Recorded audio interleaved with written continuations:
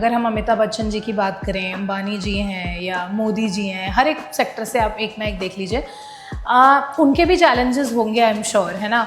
लेकिन वो मनी बहुत अच्छे से अट्रैक्ट करते हैं मैम। बट उनके जब आप देखोगे ना गूगल पे सर्च करके, तो उनके यहाँ पे 4 स्ट्रेट लाइंस बनती है, यानी कि उनके महाधन राजयोग बन रहा है। मतलब पैसा उनकी तरफ खिंच के आएगा, मतलब वो नहीं भी चाहेंगे तो उनकी तरफ बहुत सारा पैसा आएगा। सोना बूम करेगा अगले साल सोने के प्राइसेस बहुत ही ज्यादा इंक्रीज होंगे। तो सोना खरीदने के लिए बहुत अच्छा टाइम है। आई विल से अभी खरीदो। अक्टूबर और नवंबर भी 70% खतरे वाला ही है, तो हमें नवंबर तक थोड़ा सा सचेत पूरा रहना है, क्योंकि दोनों ही फायर एलिमेंट वाले मंथ आएंगे।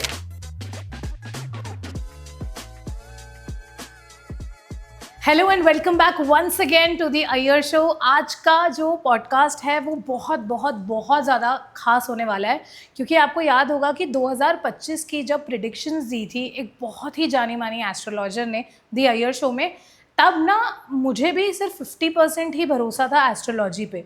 लेकिन जब कुछ कुछ चीज़ें सच होने लगी और इतनी एक्यूरेटली प्रिडिक्शंस सही हुई, तो मेरा जो भरोसा है वो एस्ट्रोलॉजी पे और ज़्यादा बढ़ गया। बेसिक्स तो मैं जानती ही थी, लेकिन अब मैंने एडवांस में भी थोड़ा सा रिसर्च करना शुरू किया है, और ये सब कुछ है बदौलत प्रतीक्षा दादीज मैम की वजह से।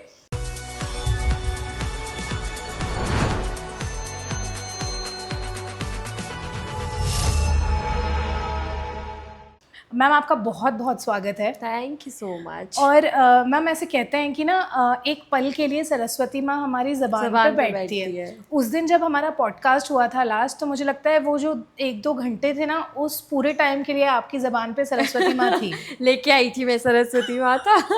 क्योंकि एक्चुअली में पता है, जब ये दुखद हादसा हुआ एयर इंडिया क्रैश का, तब उसके 3 दिन पहले ही ये पॉडकास्ट अपलोड हुआ था, और मैम ने ना उसमें बहुत क्लियरली फायर वाटर से रिलेटेड जो एक्सीडेंट्स हैं, प्रिडिक्शंस हैं, उनके बारे में बताया था। और मैम सच में, क्योंकि इतने सारे एपिसोड्स हम लोग करते हैं, तो मेरे जहन में भी यही था कि ठीक है, मैम का एक कैलकुलेशन होगा, इसमें से पता नहीं कितनी चीज़ें सच होंगी कितनी नहीं होंगी। लेकिन जब वो चीज़ें हुई और जब वो एक्चुअली बहुत ज़्यादा वायरल भी गया, अगर आप मेरे इंस्टाग्राम पेज को फॉलो करते हैं, मैम के इंस्टाग्राम अकाउंट को फॉलो करते हैं, तो आपको पता है मैं किस रील की बात कर रही हूँ। और उसके बाद लोगों को ये लगा कि अभी ये क्योंकि दुर्घटना हो गई है इसलिए हम इस तरीके की रील्स बना रहे हैं, जबकि ऐसा नहीं था। क्योंकि हम झूठ बोल सकते हैं, लेकिन जो आप टाइमिंग देखोगे कि 3 दिन पहले ही हमने अपलोड किया।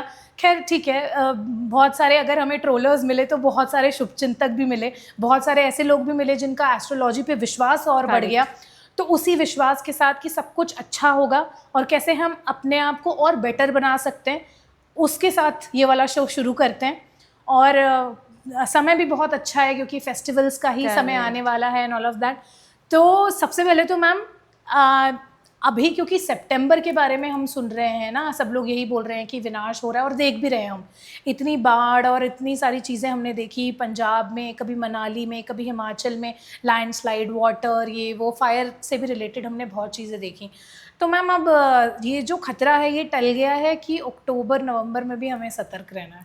देखो, मैं सब लोगों को ही बोल रही थी, इवन मेरे क्लाइंट्स ने भी, बहुत सारे लोग मुझे मैसेजेस कर करके पूछते रहते हैं कि प्रतीक्षा जी अभी क्या कैसे, क्योंकि मेरे जितने भी क्लाइंट्स थे, जितना हो सका मैंने उनको ट्रैवल, जितना हो सका मैंने उनको कम करने दिया, और करने भी दिया तो मैंने बोला बहुत ध्यान से करना। मतलब मैंने मंत्रास भी दिए कि ट्रैवल करने से पहले ये पढ़ना, और बहुत सारी मैंने उनको रेमेडीज दी ताकि वो, यदि बहुत इमरजेंसी है तो वो ट्रैवल कर सके। तो मैंने उनको नवंबर तक का मना करके रखा है, और मैं आपके पॉडकास्ट के थ्रू भी सबको बोलना चाहूँगी, ये जो पूरा साल है उसमें सितंबर मंथ जो है वो बहुत ज़्यादा प्रॉब्लमेटिक जो मंथ है, लेकिन अक्टूबर और नवंबर भी 70% खतरे वाला ही है। तो हमें नवंबर तक थोड़ा सा सचेत पूरा रहना है, क्योंकि दोनों ही फायर एलिमेंट वाले मंथ आएंगे। अभी आप बोलोगे कि नवंबर तो मून का ईयर होता है, लाइक मंथ होता है, लेकिन नहीं, क्योंकि वो 1 और 1 से आता है, तो उसमें फायर एलिमेंट ज़्यादा हो जाते हैं, डबल हो जाते हैं। तो अक्टूबर और नवंबर में भी फायर एक्सीडेंट होने के बहुत ज़्यादा चांसेस रहेंगे। स्पेशली मैं बोलूँगी कि अक्टूबर में दिवाली आ रही है, करेक्ट। तो दिवाली में पटाखे, फायर क्रैकर्स चाहे गवर्नमेंट कितना भी बैन कर दे, लेकिन स्टिल बच्चे, पेरेंट्स या रूरल एरियाज में तो होता ही है। करेक्ट। तो जितना हो सके अपने बच्चों को इस साल पटाखों से दूर रखें, क्योंकि इस साल की जो दिवाली है वो मैं चाहती हूँ सबके लिए अच्छी हो। मेरी ये प्रिडिक्शन गलत निकल जाए, कोई एस्ट्रोलॉजर नहीं बोलेगा, लेकिन मैं बोलती हूँ कि मैं चाहती हूँ मेरी प्रिडिक्शन गलत निकले। But the main thing is कि हमें बहुत ज्यादा सेफ्टी बरतनी है। आपके बच्चे हैं, आप उनको इस साल हो सके तो पटाखे फोड़ने से रोकिए, उनके पास खड़े रहिए यदि वो थोड़ा बहुत शगुन के लिए फोड़ भी रहे हैं तो, और जितना हो सके थोड़ा कम ट्रैवल कीजिए। कुछ मैंने उस रील में देखा था, लोग बोल रहे हैं ट्रैवल भी ना करें, ये भी ना करें। ट्रैवल हर इंसान करता है, कुछ हमारी नीड्स होती है, कुछ हमारे शौक होते हैं। जहाँ नीड है हम नहीं रोक सकते, करेक्ट, बट हमारे शौक पे हम कंट्रोल कर सकते हैं कुछ टाइम के लिए। तो इस साल के नवंबर तक मैं लिटरली बोलूंगी कि आपको थोड़ा सा कंट्रोल कर लेना चाहिए। अगला साल बहुत अच्छा आ रहा है, तो जितना मन हो घूमना। मैम एक और चीज़ भी हमने देखी है, जैसे शेयर मार्केट हो गया या गोल्ड के जो प्राइजेस हैं ये भी काफ़ी ज़्यादा फ्लक्चुएट हो रहे हैं, और बहुत सारे लोग ये भी मतलब रेकमेंड कर रहे हैं कि अभी आप इन्वेस्टमेंट कम करो। तो आपको क्या लगता है? देखो, शेयर मार्केट की बात करती हूँ तो मैं बोलूँगी कि इस साल भूल जाओ, चाहे कोई कितना भी आपको एडवाइस दे रहा है कि आप शेयर में ये इन्वेस्ट करो, वो इन्वेस्ट करो। मेरा तो यही कहना है कि इस साल शेयर मार्केट में बिल्कुल भी इन्वेस्ट ना करो।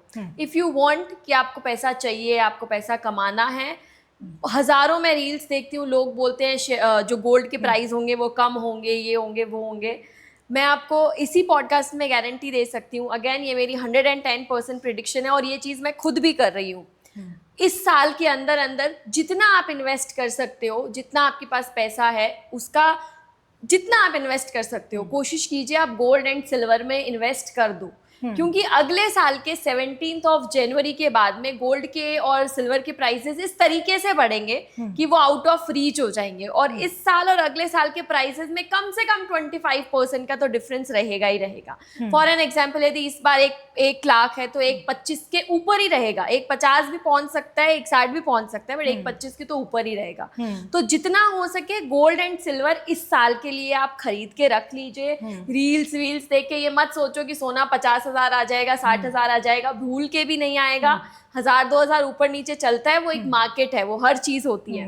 लेकिन द मेन थिंग इज सोना बूम करेगा अगले साल। अगले साल सोने के प्राइसेस बहुत ही ज्यादा इंक्रीज होंगे। तो सोना खरीदने के लिए बहुत अच्छा टाइम है। आई विल से अभी खरीदो।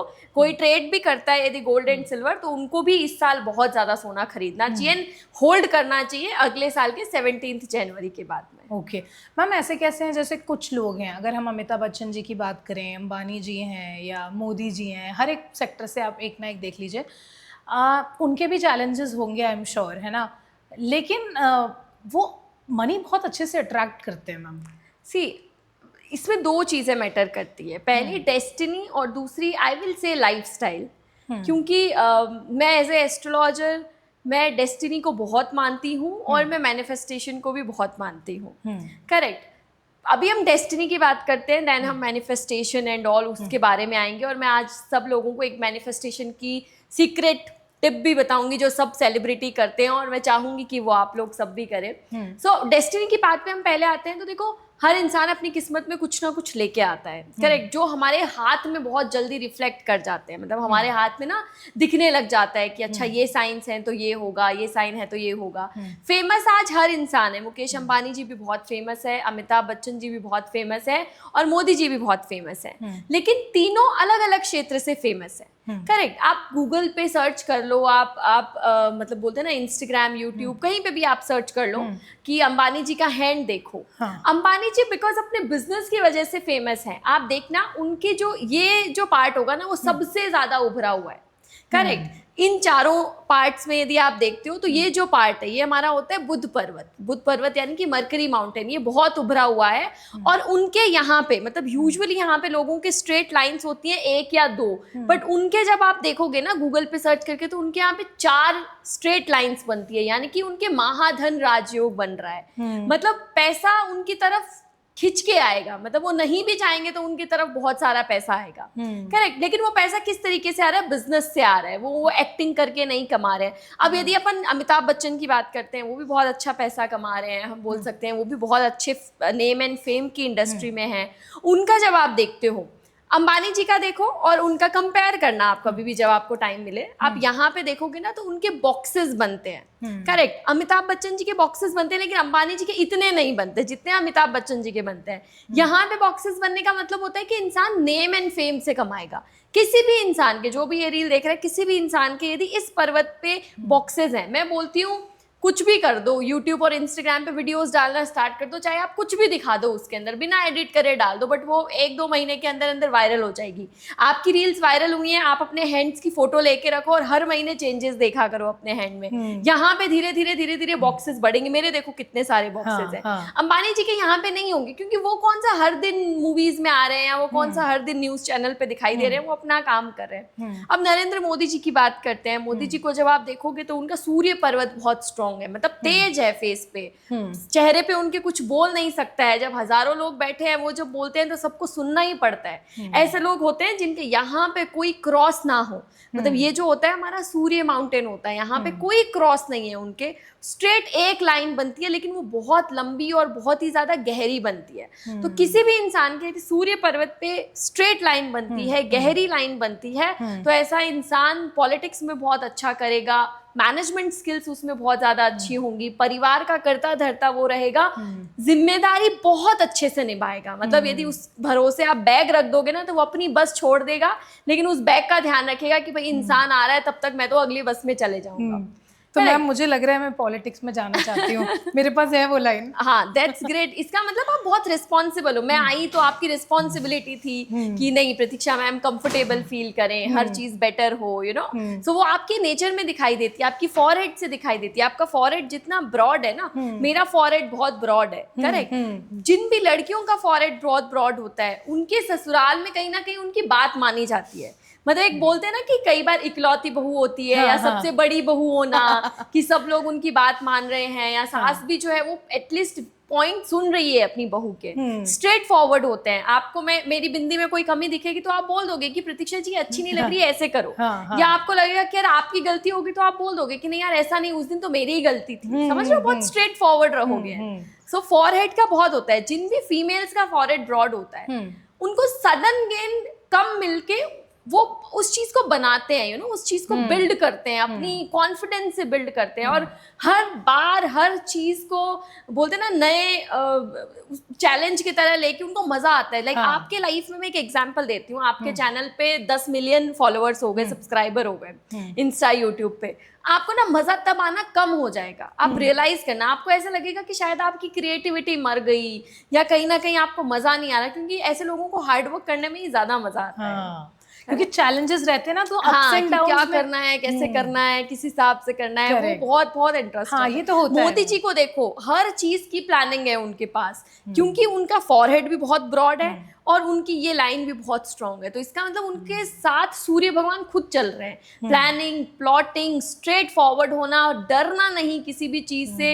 इतना सारा लाइक पाकिस्तान ने जो हमला किया एंड ऑल, वो सारी चीजें हुई, मोदी जी बिल्कुल नहीं डरते हुए दिखाई दिए। हाँ, ऑब्वियसली दुख होता है, सबको होता है, हमें भी हुआ, दुख हुआ, बट वो चैलेंज जीत पाए, लड़ पाए। उन्होंने वो ऑपरेशन सिंदूर किया, जिसकी वजह से भी काफी ज्यादा लाइक यू नो हैप्पीनेस हुई। हमें भी ये कॉन्फिडेंस है कि यार मोदी जी हैं, सब संभाल देश बचा लेंगे, हमें तो बचा ही लेंगे। हाँ, करेक्ट मैम।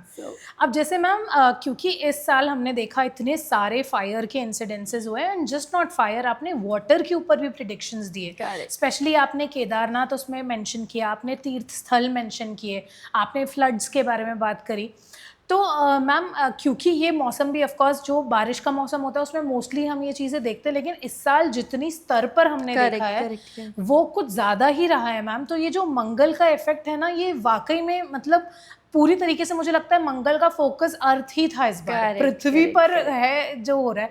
तो आपको लगता है मैम कि आने वाले टाइम में थोड़ी राहत मिलेगी, क्योंकि हम 2026 के पास पहुँच रहे हैं? देखो, यूथ के लिए 2026 की बात की जाए ना, तो यूथ के लिए 2026 बहुत अच्छा है। लाइक मैंने खुद ने ये साल ऐसा निकाला है कि हाँ यार मैं यंग हूँ, 2026 आने वाला है, यानी कि मेरी तो मौज लगने वाली है। गवर्नमेंट देखोगे तो बहुत ज़्यादा ऑफर्स देगी यूथ के लिए, जैसे कि नई नई स्कीम्स निकालना, यूथ के बिजनेसेस को एम्पावर करना, लोन्स देना बहुत इजीली एंड ऑल। आप देखोगे कि हमारी जो जीडीपी है वो बहुत ज़्यादा इंक्रीज होगी, जॉब्स बहुत ज़्यादा लगेंगी, चाहे वो गवर्नमेंट हो चाहे वो प्राइवेट हो, छोटे छोटे बिजनेसेस बहुत ज़्यादा बढ़ेंगे। आप देखना अगला साल ऐसा ईयर होगा कि गली में यदि 10 घर है ना तो 5 घरों में औरतें जो है वो बिजनेस करते हुए दिखाई देंगी। अगला साल बहुत ही ज्यादा एम्पावरमेंट वाला साल है, मतलब लोग जो है वो बहुत ज्यादा ग्रोथ की तरफ सोचेंगे, स्पेशली बिजनेस माइंडेड बनके। अब इंडिया का जो है ना काया पलट होगा, अब से जो है इंडिया की नई शुरुआत होगी। नई शुरुआत मतलब जहाँ पे इंडिया को ऐसे मानते थे कि ठीक है चल रहा है उनका, एक एवरेज देश है, गरीब देश है, या जहाँ पे इंडिया को ऐसे समझा जा रहा था कि इतने पढ़े लिखे नहीं है, अब इंडिया रेडी हो जाएगा 2026 में हर कंट्री को compete करने के लिए, हर कंट्री से लड़ने के लिए, हर कंट्री से हाथ से हाथ मिला के चलने के लिए। तो अब जो आने वाले ईयर्स है स्पेशली यूथ के लिए तो ये बहुत ही बड़ा मैसेज है।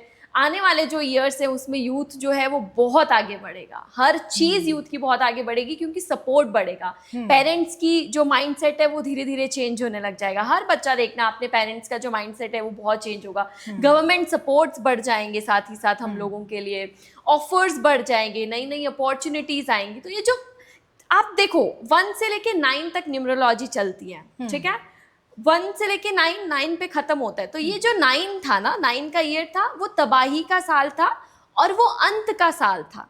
अंत ही आरंभ का एक स्टेप पहला होता है, यानी कि आरंभ जो होता है वो अंत के बाद नहीं होता है। सो ये एंड हो गया। जो भी नेगेटिविटी थी, जो भी प्रॉब्लम्स थी, जो भी दिक्कतें होनी थी वो सब हो गई, जो भी विनाश था वो हो गया। करेक्ट, ये साल हो गया। अब जो आने वाले साल होंगे वो बहुत ही ज्यादा अच्छे होंगे। तो मतलब यूथ के लिए, हम दोनों के लिए तो बहुत खुशखबरी है। और जितने भी बच्चे स्पेशली गवर्नमेंट जॉब्स की जो प्रिपरेशन कर रहे हैं अगले साल पे, मतलब बोलते हैं ना कि पूरा न्यौछावर हो जाओ, बहुत ज्यादा गवर्नमेंट जो है वो वैकेंसीज निकालेंगी, एग्जाम्स होंगे, क्लियर भी होंगे बहुत सारे बच्चों के। बिजनेसेस करने हैं तो इस साल सिर्फ प्लानिंग करो कि क्या कैसे किस तरीके से करना है, अगले साल एग्जीक्यूट करो। करेक्ट, क्योंकि अगले साल सपोर्ट बहुत मिलेगा। अब जैसे मैम नवरात्रि में हम ऐसे बोलते हैं कि जैसे 9 दिन जो रहते हैं वो बहुत ज़्यादा खास रहते हैं, क्योंकि माँ दुर्गा की जो शक्ति होती है वो हमें विभिन्न रूपों में धरती पे फील होती है। लेकिन बहुत सारे लोग होते हैं जो वर्किंग होते हैं, वो 9 के 9 दिन विधि विधान से पूजा नहीं कर सकते। Correct. तो उनके लिए मैम क्या रेमेडी हैं, जो ऑफिस जाते हैं और उनके पास टाइम कम है लेकिन उनको नवरात्रि अच्छे से सेलिब्रेट करने। देखो नवरात्रि और ये बोलते हैं ना सितंबर अक्टूबर नवंबर मेरे तो बहुत फेवरेट मंथ्स होते हैं, बिकॉज बहुत फेस्टिवल्स रहते हैं। और मैं एक चीज़ मानती हूँ कि वी आर लकी कि हम लोग इंडिया में हैं और ये फेस्टिवल्स आते हैं, और जिस दिन ये फेस्टिवल पड़ते हैं ना उस दिन हमारे आसपास की एनर्जी ऐसी होती है कि जो हमें हमारी मैनिफेस्टेशन की पावर को 10 गुना कर देती है। ठीक है, माता लक्ष्मी से आप पैसा मांगो वो आपको दे देंगी, लेकिन दिवाली के दिन यदि आप मांगोगे तो वो 10 गुना ज्यादा तेजी से आपको मिलेगा।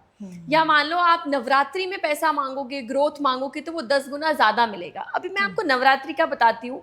मैं हर इंसान को बोलती हूँ, कोई भी एक ऐसा इंसान है जो 9 दिन पूजा नहीं कर सकता, व्रत नहीं कर सकता, फास्ट नहीं कर सकता, या मंत्र जाप नहीं कर सकता, तो कोशिश करो नवरात्रि का जो 8वां दिन आता है जहाँ पे माँ गौरी की पूजा होती है, ठीक है, आपको माँ गौरी की पूजा करनी है, आप उनकी पूजा कीजिए। यदि आपको पता है कि आपकी कुल देवी कौन है तो नवरात्रि के 8वें दिन तो स्पेशली आपको अपने कुल देवी की पूजा करनी है।